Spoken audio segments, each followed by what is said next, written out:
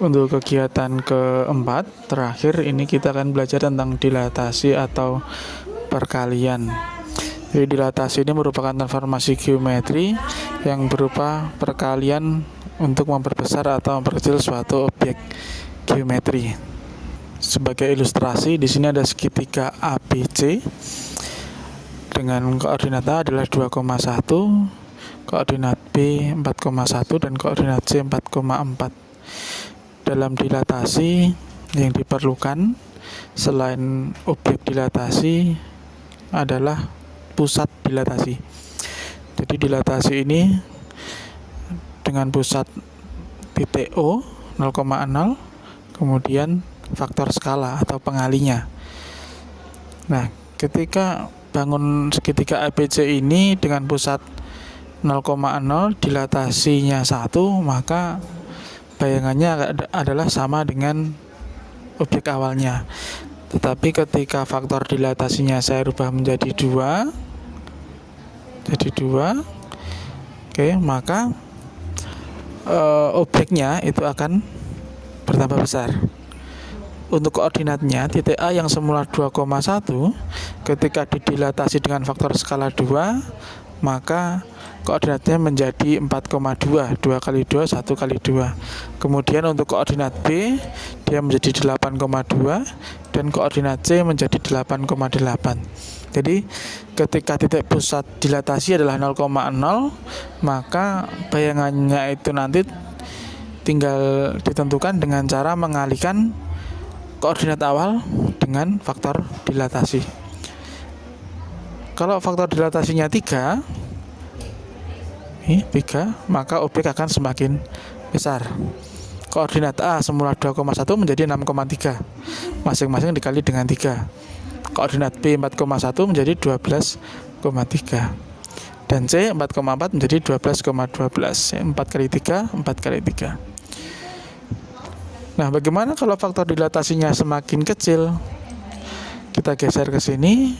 Faktor dilatasinya menjadi 2, kemudian 1, 0,75 setengah. Kemudian kalau faktor dilatasinya 0, maka objeknya akan menjadi sebuah titik 0,0. Nah, kemudian kalau faktor dilatasinya negatif, kamu perhatikan. Kalau faktor dilatasinya negatif, maka bayangannya akan terletak di seberang, berlawanan di sini, dan objeknya akan terbalik. Untuk faktor dilatasi 2 di sini.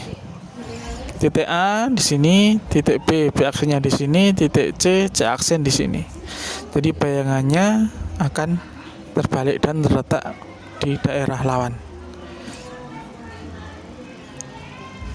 Kemudian dalam menentukan nilai dilatasi ada 2, yaitu ketika pusat dilatasi adalah 0 dan faktor skalanya K, maka bayangan dari titik asal cukup dikalikan koordinat titik asal dengan faktor skalanya. Misalkan A, B, maka titik bayangannya menjadi A kali 3, B kali 3. Kemudian untuk dilatasi dengan pusat selain 0,0, misalkan pusat P, Q, maka titik bayangannya dapat diperoleh dengan cara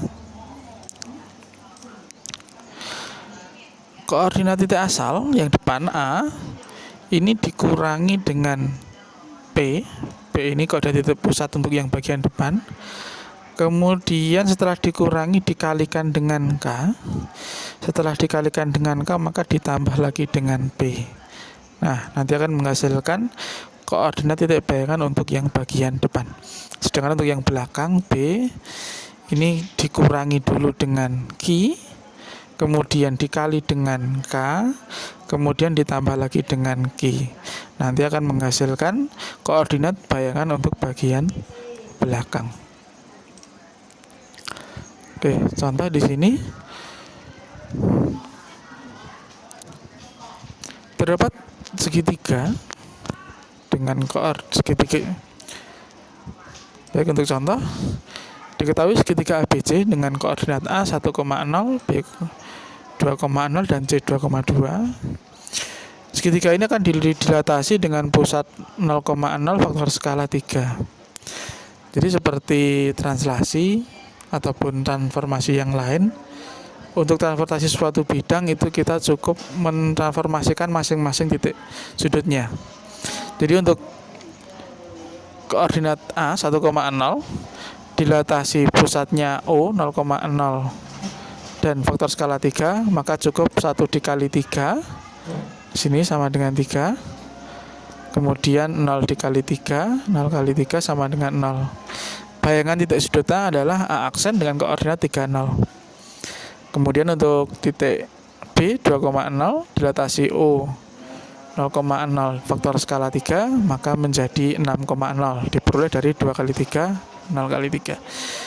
Kemudian untuk koordinat C, bayangannya yaitu 2 kali 3, 6, 2 kali 3, 6. Bayangannya adalah C aksen dengan koordinat 6,6. Sehingga diperoleh bayangan segitiga ABC adalah segitiga A aksen, B aksen, C aksen dengan koordinat A aksen adalah 3,0, B aksen 6,0 dan C 6,6.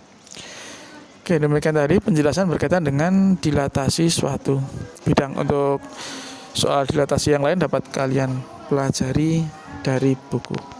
Terima kasih.